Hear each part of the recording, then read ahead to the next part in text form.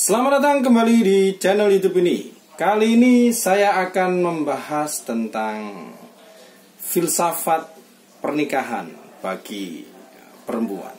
Oke. Mengapa kok saya merasa ini urgent untuk dibahas?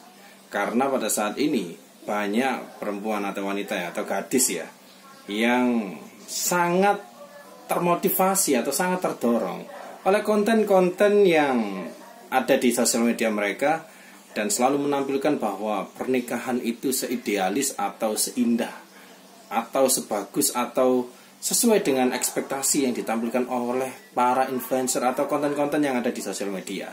Padahal pernikahan itu tidak sesederhana itu. Apalagi kalau kita itu cuma mengandalkan potongan-potongan ayat, kemudian kita berpikir bahwa kita itu merasa benar dan sudah memahami suatu agama dengan sempurna dan bla bla bla dan lain sebagainya.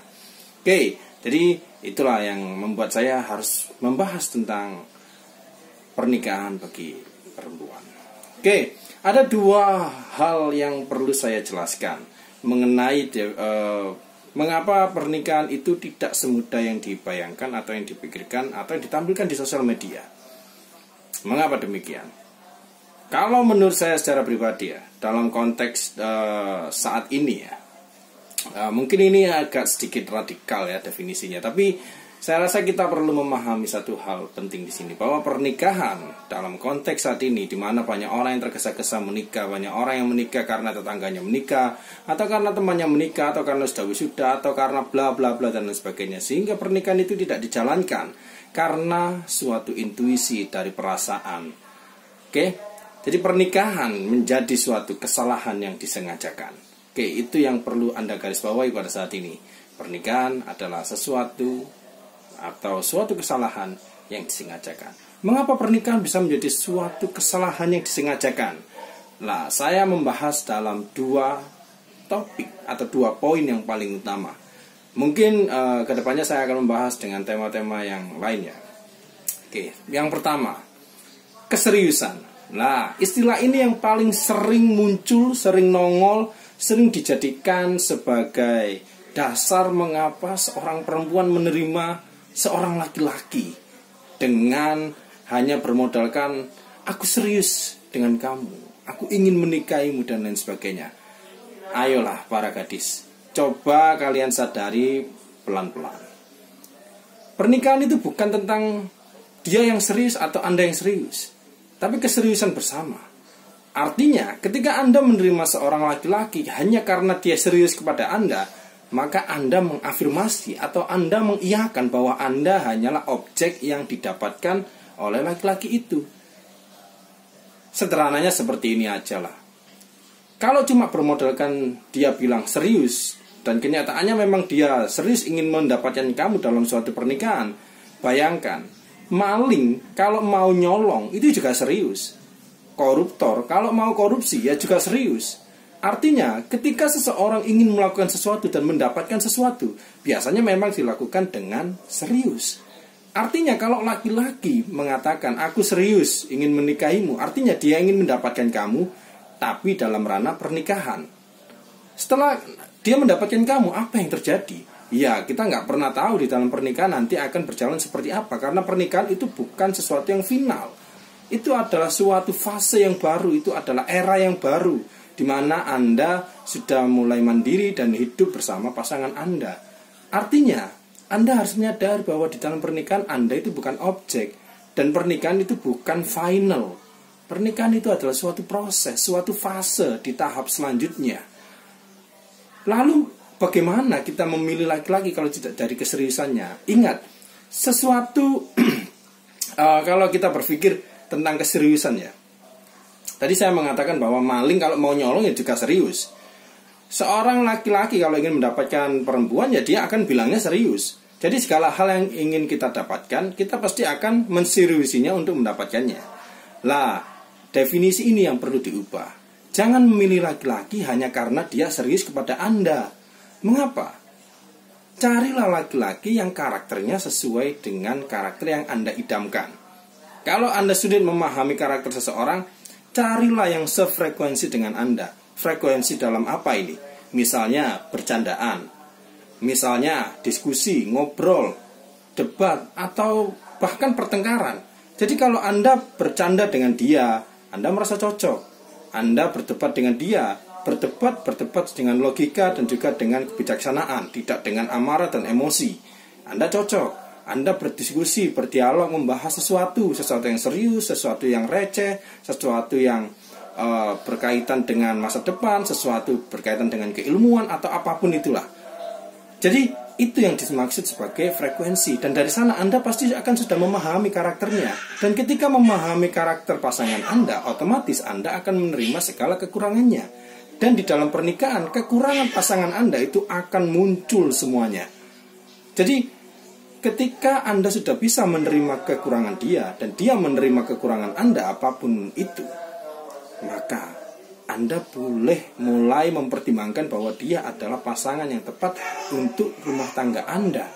Mengapa demikian? Karena karakter itu, karena frekuensi itu yang akan kekal. Setidaknya akan lebih kekal daripada apa? Daripada uang, daripada atau materi ya, daripada kecantikan atau ketampanan. Ketika nanti Anda itu tua dengan pasangan Anda, ketika keribut sudah muncul di wajah Anda dan Anda tidak bisa memanipulasinya lagi dengan make up atau filter palsu itu, atau ketika kekayaan itu sudah Anda miliki dan Anda jelas akan bosan dengan kekayaan itu, apa yang Anda cari ketika Anda tua nanti dan tidak bisa melakukan apa-apa? Bahkan makan enak pun ketika Anda punya kekayaan dan ketika Anda tua, Anda tidak akan bisa menikmati. Maka apa yang akan bisa Anda lakukan dengan pasangan Anda ketika Anda sudah tidak bisa melakukan apa-apa lagi di hari tua nanti? Jelas obrolan-obrolan, bercandaan, frekuensi tadi. Jadi kalau sudah dalam ranah pernikahan, ini bukan lagi tentang siapa objek dan siapa subjek, siapa yang ingin menseriusi dan siapa yang ingin diseriusi. Ini bukan tentang keseriusan lagi. Jelas itu mengenai keseriusan. Poin yang kedua. Tapi poin yang kedua mungkin akan saya jelaskan di episode berikutnya ya, karena mungkin akan sepanjang ini. Saya ingin menambahkan satu hal yang mungkin agak krusial dan sering dilupakan. Ini tips untuk laki-laki.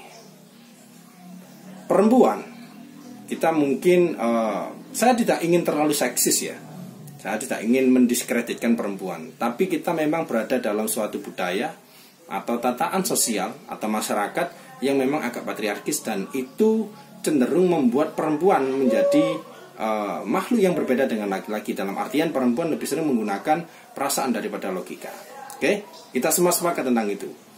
Mungkin bagi feminis tidak sepakat, tapi di sini saya berbicara karena kita berada dalam konteks atau koridor masyarakat yang cenderung patriarkis, sehingga membentuk perempuan menjadi makhluk yang agak emosional atau sensitif. Nah, bagi para laki-laki, percayalah, perempuan itu secara instingtif itu membutuhkan laki-laki, atau betina itu selalu membutuhkan pejantan untuk membuahi. Sederhananya seperti itu. Artinya perempuan itu submisif dan laki-laki itu dominan. Kecenderungannya seperti itu. Oke, itu cuma kecenderungan. Oke, kemudian dengan memahami hal seperti itu, maka ketika Anda menikahi perempuan atau bagaimana Anda mendapatkan seorang perempuan atau hati perempuan, sederhananya Anda harus memberikan semacam sekuritas, rasa aman. Rasa aman itu bisa didapatkan perempuan ketika Anda memiliki suatu value atau kelebihan. Contoh, kalau Anda itu jelek, misalnya Anda itu jelek, burik ya, kucel lah, kumel, belal dan lain sebagainya, tapi Anda kaya, perempuan pasti akan mau, bukan karena dia materi, tapi karena ada satu hal yang akan digaransi oleh laki-laki itu, yaitu apa? Segala kebutuhan hidup. Jadi kalau Anda jelek, jangan kaget kalau laki-laki yang kaya. Kalau Anda jelek ya tapi Anda kaya, Anda bisa mendapatkan perempuan. Kalau misalnya Anda itu tidak kaya tapi Anda itu tampan, ada juga hal yang menjadi rasa aman bagi perempuan itu. Dia akan merasa bangga mungkin seperti itu. Jadi dia akan memamerkan Anda di sosial medianya dan lain sebagainya. Mengapa dia menerima laki-laki tampan meski dia nggak kaya? Oke. Kalau Anda misalnya jelek, miskin, nggak kaya ya, tapi Anda pintar, lah kepintaran Anda itu juga menjadi sekuritas atau rasa aman bagi perempuan. Apa garansi dari kepintaran Anda? Anda bisa diajak berdialog dan Anda itu bisa memberikan wawasan. Anda itu akan menjadi tameng bagi dia ketika dia ingin tahu sesuatu atau mengetahui informasi. Kalau Anda itu misalnya miskin, jelek, nggak pinter juga, at least misalnya Anda itu punya misalnya ijazah, atau Anda memiliki sesuatu lah, kebaikan. Nah, kebaikan ini, perhatian ini yang diinginkan oleh perempuan juga. Karena dengan rasa kebaikan Anda, perhatian Anda kepada perempuan, itu juga bisa menjadi rasa aman bagi perempuan. Ada garansi bahwa dia akan baik-baik saja dengan laki-laki itu, meski tidak kaya, meski dia tidak tampan, dan juga tidak pintar. Jadi pastikan laki-laki, wahai laki-laki, kalau Anda ingin mendapatkan perempuan, bukan mendapatkan ya, kalau Anda ingin diterima oleh perempuan, atau Anda ingin berpasangan dengan perempuan, maka Anda harus memberikan suatu value, tunjukkan value Anda. Karena Anda itu nggak bisa kalau mendapatkan perempuan kalau Anda itu jelek, miskin, nggak pinter, sombong, terus nggak baik, nggak mau perhatian. Kalau perhatian itu perhitungan, kalau ngasih itu perhitungan, apapun itu dianggap sebagai suatu kalkulasi.